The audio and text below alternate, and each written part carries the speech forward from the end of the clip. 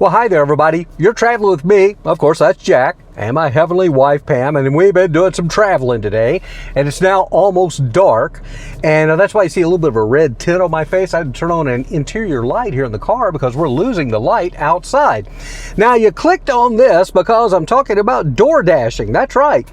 As you guys and girls know who've been following our channel and maybe even follow my podcast, this isn't a permanent way of life for me, but it's something that I do that kind of just helps pass the time a little bit. I mean, now that I don't have my sweet Pam here, I look for other things to fill the time with. And yes, I do volunteer work. I go to church. I do this. I do that. But it just seems like I can't work enough. So, the DoorDash thing. Oh my gosh, OMG. This was the day from hell. Pardon my French, okay? I hope the kids weren't watching. But this is just to let you know that it's not always unicorns and whatever they say, unicorns and chocolate bars or something like that. This was a tough day to be a DoorDash driver. Let's talk about the lunch hour. Yeah, I normally just do maybe a couple hours and that's it. But today I was a little ambitious. Had a little extra time on my hands. So I did both the lunch rush and the dinner rush. I should have known after the lunch rush to maybe take things easy for the rest of the day, but nah, I didn't. So you're probably saying, well, what went wrong at lunch? The question might be, what didn't go wrong at lunch? But I'm going to give you the highlight. Here's a problem that is sweeping the country, and we all know about it. Every restaurant in America has a sign up that says, now hiring. They're doing anything and everything to get people to come to work.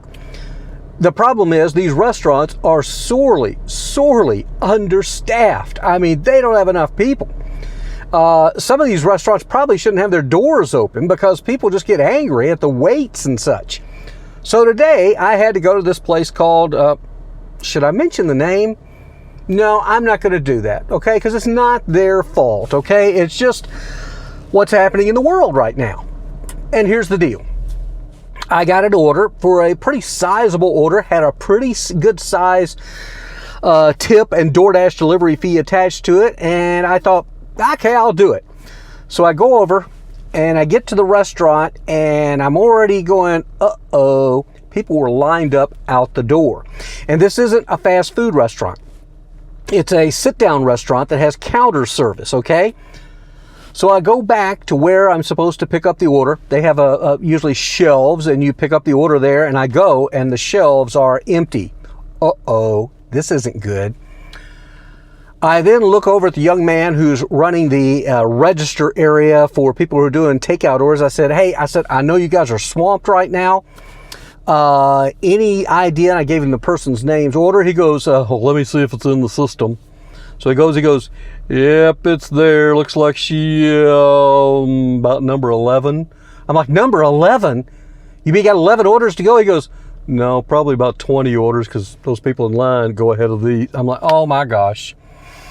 So I call my client and I tell the person, I am so very sorry. I'm at such and such restaurant. They are backed up beyond all belief. They were so nice. They said, please, it's okay. Take your time. And I said, well, it's going to take a while. And then I mentioned as well, these poor people, the few people who are there working, and they're working as hard as they can. Tables are now messy. They can't get things cleaned up fast enough. It's just a mess, folks. I mean, it's just a mess. Did you notice I'm fogging up in here now? Holy cow, it's incredibly humid outside. Can you see me? Hello. Anyway, it was about 40 minutes later. I got the order, and then, OMG, they had the mileage wrong for the delivery. I had to drive 13 miles to make the one delivery. I did it. I took the credit. I was all done, okay? So there you have that. And so I gave up after that. I said, I'm done doing this for lunchtime. So now it's the dinner hour. I'm thinking, well, it's got to be better. It's dinner hour. Could it get any stranger? First order out the block. I get the address, and it's to one of these mega apartment buildings that I hate going to. If you're thinking about being a DoorDash driver, skip the mega apartment buildings. But I took the order, had a pretty good amount attached to it.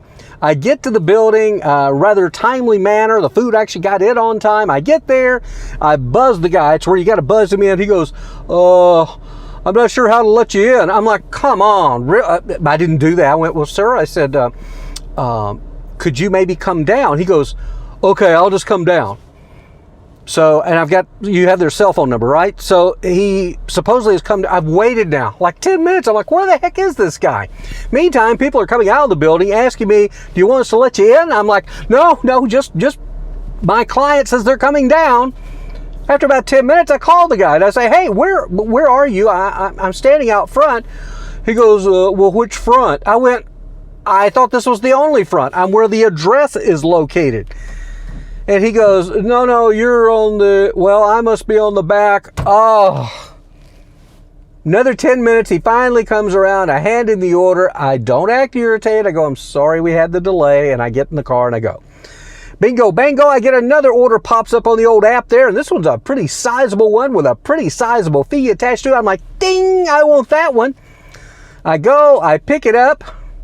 My bad again. Sometimes if you don't look real close, you'll miss the mileage. It'll be the mileage to the restaurant, but not to the final destination. I know. And there's some regular DoorDashers out there going, well, you got to do this, you got to do that. Well, sometimes I don't pay attention. This one was like a 12-mile out delivery. That's okay. I got the order. It's still a pretty good fee. I'm driving along and all of a sudden, the map program stops. It just stops. I'm like, oh crap, I don't know how to get there. I go back to the app. The order disappears. I'm like, what the heck? Well, then the phone rings. It's the young lady who I was making the delivery to. She goes, I'm sorry, we changed our mind. We don't want this. I'm like, okay, thank you. Thank goodness the DoorDash people call me like a minute later. They go, did you just get the call from the client? They canceled it. I said, yes. They said, don't worry. We're going to credit you with the delivery, the same amount, and you can just have the order. So I kept the order. Free dinner, right? Okay, you're thinking, what else can go wrong? I wouldn't say this was necessarily going wrong, but then I end the night with my strangest delivery, and I just did it a couple of minutes ago. The address is 4,000 something and something road. I pull up to the address, and I'm looking around, I'm going, there's no houses, there's no apartments here. It's a truck stop. So I call the number. You have the customer's number. So I call the number. And his name was John, not giving anything there. John, hey, this is Jack with DoorDash. Are you inside the truck stop? He goes, no, I'm in my truck. I'm like, well, there's about 250 trucks out here. I said, which one is yours? He gives me the name of the trucking line he's with. He tells me the description of the other truck. I go round and round and round. I'm trying to find this one truck. I call him back. I say, John, could you maybe just step out of the truck and just wave your hands and watch for me? I'm in a white Highlander. And I finally get around and I get to him and give him his food. And I said, I got to tell you, first time I've delivered to a truck in a truck stop. I said, he goes, yeah, he says, the restaurant's closed down. I went, the restaurant's closed down? Guess what? Not enough workers. And that's actually sad. We got trucker men and women transporting stuff all across this country, and then we got freaking truck stops where the restaurant is closed or understaffed, and these poor men and women can't get a decent meal. America, we are screwed up. Don't get me to talking about COVID and all that, because we're getting ready to go back into a nationwide lockdown and do all this all over again. Oh yes, I'm stressed. No, I'm not. I'm going to decompress, and here's what I'm thinking about doing.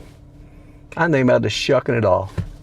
Just get in the car, head to the hills of Montana, and just camp out for the next 3 years. And then when I come out, maybe the country will be in better shape. I don't know. But that's it.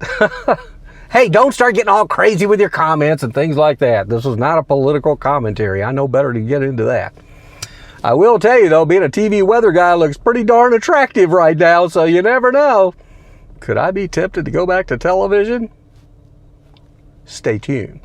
In the meantime, thanks for watching our channel. Please subscribe to our channel too. That's Traveling with Jack and Pam. And check out my podcast, if you so choose, where we talk a little bit about loss and getting through tough times. Again, thanks for watching. Better yet, I hope you had a great day, but let's make it a better tomorrow, okay? Bye now.